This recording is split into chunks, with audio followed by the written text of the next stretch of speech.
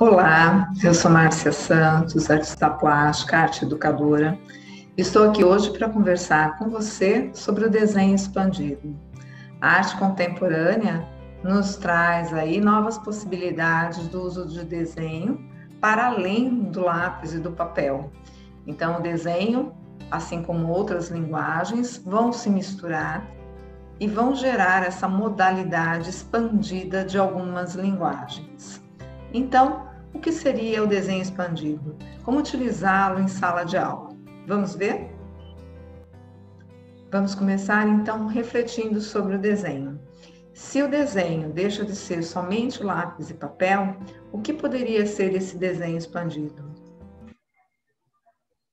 A Edith Derdick vai nos apontar alguns caminhos. Ela diz o seguinte: o desenho, como índice humano, pode manifestar-se não só através das marcas gráficas depositadas no papel, como o ponto, a linha, a mancha, a textura, mas também através de sinais, como um risco no muro, em um cimento fresco, uma impressão digital, a impressão da mão numa superfície mineral, sobre uma rocha, né?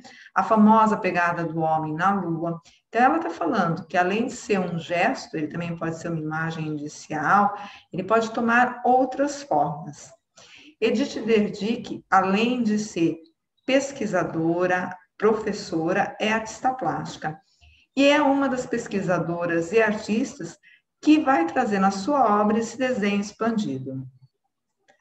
Aqui nós vemos alguns estudos da Edith Derdick, então um desenho ainda sobre folhas comum, e ele já esboçando como essa linha pode se manifestar em um espaço. Então já são quase que projetos para a instalação.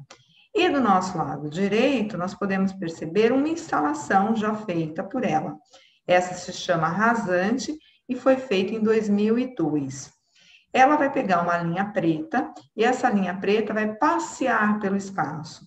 Ela vai da parede a essa madeira do chão, volta para a parede, que vai grampeando essa linha que vai se desenrolando e criando assim texturas, veladuras e uma construção com essa linha real, material no espaço. Então, um desenho no espaço, uma instalação, o desenho expandido. Podemos também pensar a colagem como desenho. O rasgar, o cortar da tesoura, o vazar do estilete também geram gestos gráficos que podem trabalhar aí esse desenho expandido. Anna Teberoski nos fala que uma maneira interessante de trabalhar com uma colagem consiste em cortar ou rasgar formas de figura de papéis coloridos e com texturas variadas. Ela ainda continua falando, começa-se recolhendo papéis, papelões e tecidos de textura e cores diferentes. Podem ser empregados muitos tipos de papel, lisos, rugosos, brilhantes, grossos, finos. As fotografias das revistas são muito úteis, porque tem uma grande quantidade de cores diferentes. Então, perceba, ela vai falar em tecido, ela vai falar em fotografia, ela poderia ter falado em folhas secas. Então, a colagem, ela na realidade abarca uma série de materiais. Aqueles que podem ser rasgados, cortados ou vazados com estilete, podem ser usados nessa proposta que eu vou sugerir a você.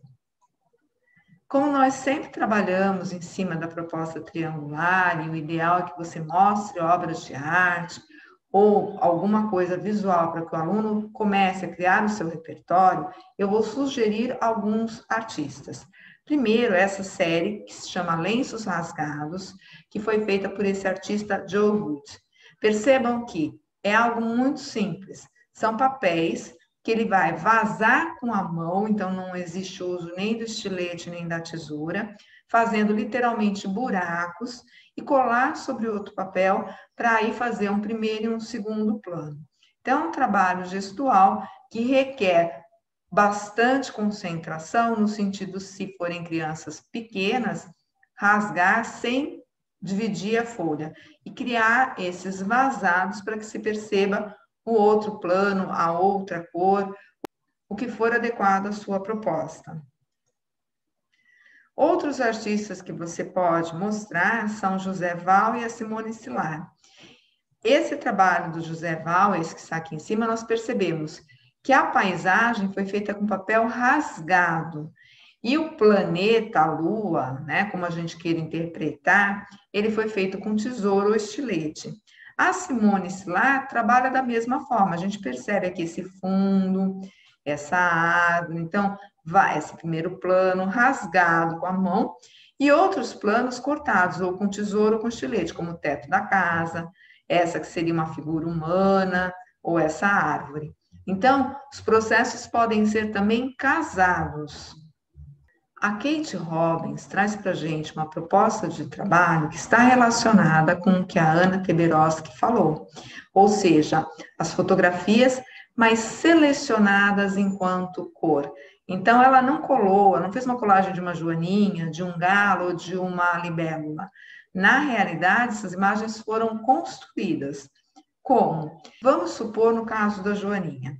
Ela separou diferentes fotografias e tirou delas as partes vermelhas. Ela pica esses tons de vermelho e constrói, recolando eles juntos, o corpo da joaninha. Nós podemos ver aqui, por exemplo, tonalidade de verde fazendo uma sombra. E tonalidade de verde mais claro ao redor.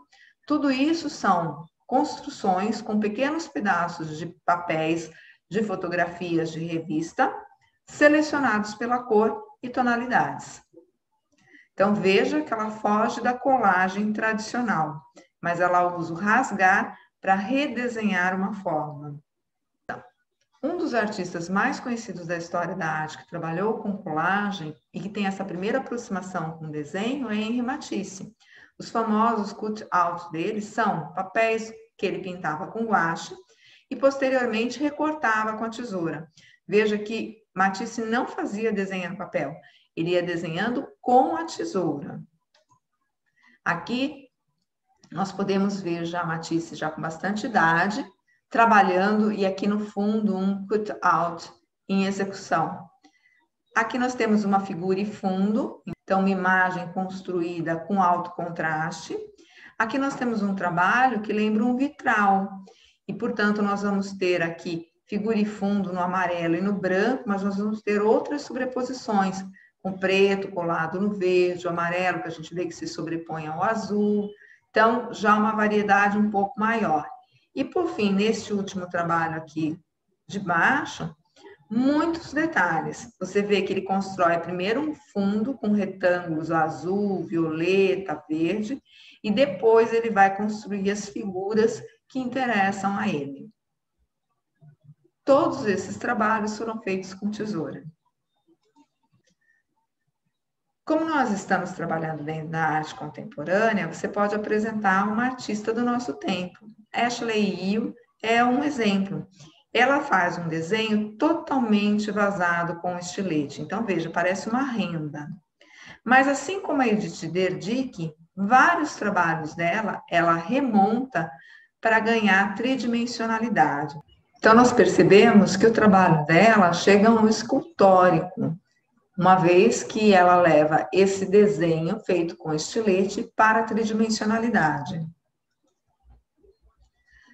Por fim, uma proposta similar é a da Maud White.